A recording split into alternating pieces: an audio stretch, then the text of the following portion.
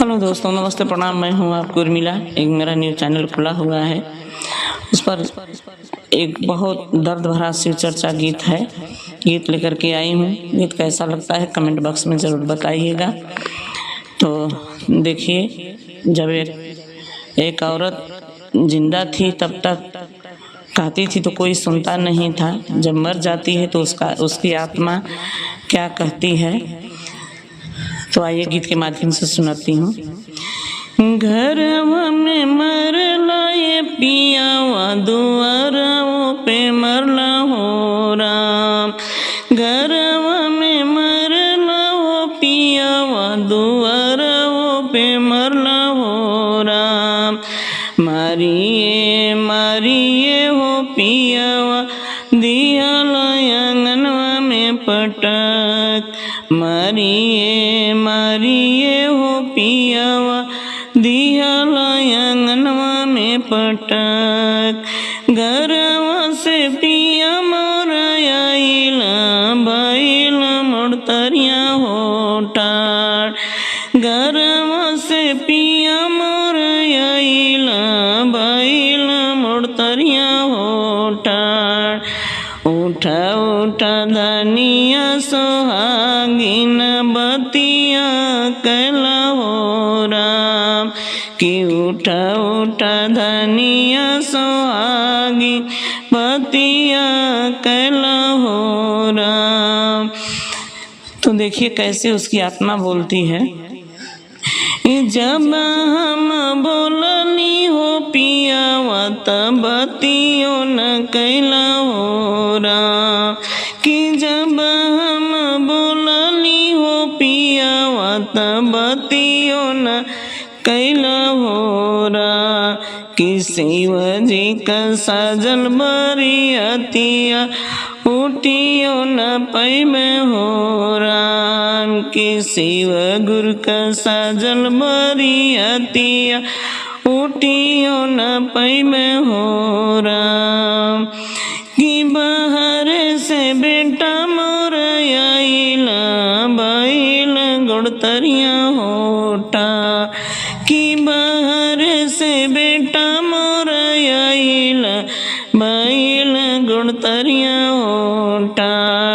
कि उठा उठा मामी सोहागी, मिठाइया खाला हो राम। कि उठा उठा मामी सोहागी, मिठाइया खाला हो राम। जब हम मंगली हो बेटा, रे वड़ियो न देला हो राम। कि जब हम मंगली हो बेटा, रे वड़ियो न देला हो राम। कि शिव गुरु का साजल बरियतिया, उठियो न पैमे हो राम। कि शिव गुरु का साजल बरियतिया, उठियो न पैमे हो राम।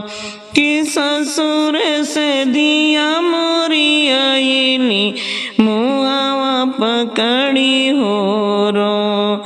कि ससुर से दिया मोरी आइली, मुहावा पकड़ी हो रो।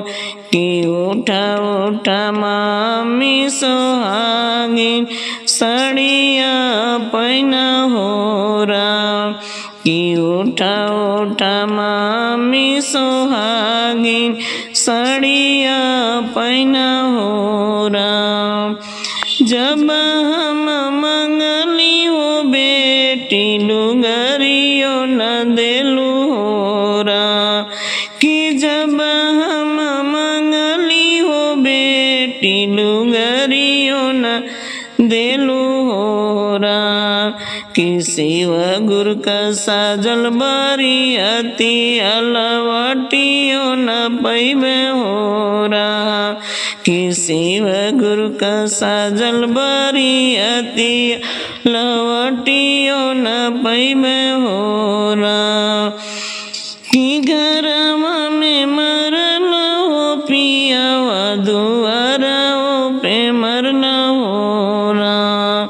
कि घरवा में मरला हो पियावा दुआरवा पे मरला हो रा मारिए मारिए हो पियावा आंगनवा में दिला हो पटार मारिए मारिए हो पियावा आंगनवा में दिला हो पटार।